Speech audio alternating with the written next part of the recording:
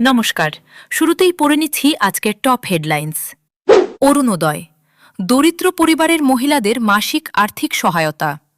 পড়াশোনা চালিয়ে যেতে আর্থিক সহায়তা। উদাসীন ভক্তের মাসিক ১,৫০০ টাকা।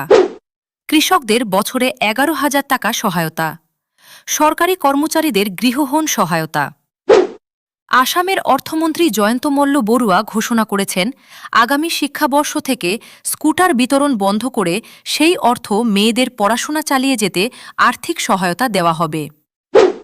নিযুত বাবু, এবার ছেলেদের জন্য নতুন আর্থিক সহায়তা প্রকল্প চালু করা হয়েছে, যাতে ছেলেরাও শিক্ষার জন্য সরকারি সহায়তা পায়।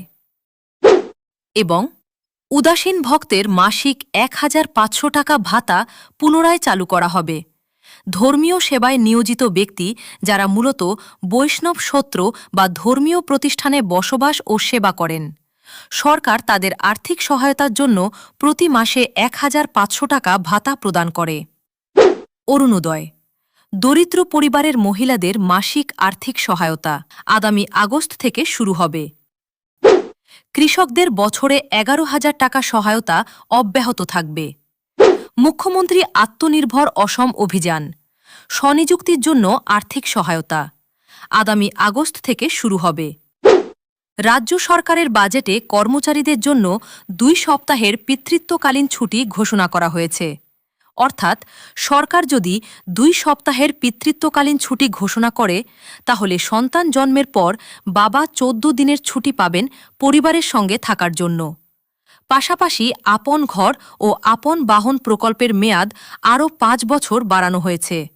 এবং সরকারি কর্মচারীদের গৃহহীন সহায়তা, সরকারি কর্মচারীদের যানবাহন ঋণ সহায়তা।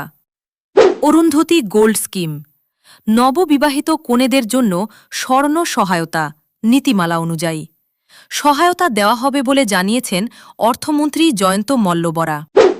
জোরহাটে আবর্জনা স্তূপে মানুষের মাথার খুলি উদ্ধার, তদন্ত শুরু। আসামের জোরহাটে পৌরসভার ডাম্পিং সাইটে একটি মানুষের মাথার খুলি উদ্ধার হয়েছে। খুলিটির সঙ্গে তার বাধা ছিল এবং তাতে B4 লেখা থাকায় পুলিশ প্রাথমিকভাবে ধারণা করছে এটি চিকিৎসা বা শিক্ষামূলক কাজে ব্যবহৃত শারীরস্থানিক নমুনা হতে পারে। খুলিটি ফরেনসিক পরীক্ষার জন্য পাঠানো হয়েছে।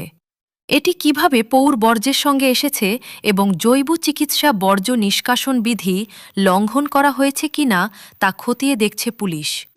যোগীঘোপা থানার ১০০/২০২৬ নম্বর মামলায় ছোট বরজানা এলাকার ভুয়া চিকিৎসক গ্রেপ্তার। বৈধ ডিগ্রি ছাড়াই চিকিৎসা ও ভুয়া পরিচয়ে প্রেসক্রিপশন দেওয়ার অভিযোগে নজরুল ইসলামকে আটক করেছে পুলিশ, তদন্ত চলছে। কালিয়াবরে পারিবারিক বিবাদে স্ত্রীকে কুপিয়ে হত্যার অভিযোগ। গুরুতর আহত বাবা মা নগাঁও জেলার সামাগুড়ির ভোমরাগুড়ি গ্রামে পারিবারিক বিবাদের জেরে রফিকুল ইসলাম নামে এক ব্যক্তি ঘুমন্ত অবস্থায় দা দিয়ে হামলা চালানোর অভিযোগ উঠেছে। হামলায় স্ত্রী খুদেজা বেগম নিহত হন এবং অভিযুক্তের বাবা মা গুরুতর আহত হন। পুলিশ অভিযুক্তকে আটক করেছে। আহতদের নগাঁও মেডিকেল কলেজ হাসপাতালে ভর্তি করা হয়েছে এবং ঘটনার তদন্ত। গুয়াহাটিতে প্রায় ৩ কেজি গাঁজা উদ্ধার। গ্রেফতার এক মহিলা। বশিষ্ঠ থানার নিউ মার্কেট এলাকার একটি ভাড়া বাড়িতে অভিযান চালিয়ে পুলিশ প্রায় ৩ কেজি গাঁজা উদ্ধার করেছে। এ ঘটনায় ছায়াগাঁওয়ের বাসিন্দা সুরুতি বেগমকে গ্রেফতার করা হয়েছে। পুলিশ জানিয়েছে মাদকের উৎস শনাক্তে তদন্ত চলছে। চীনের মেগা বাঁধ নিয়ে নতুন উদ্বেগ।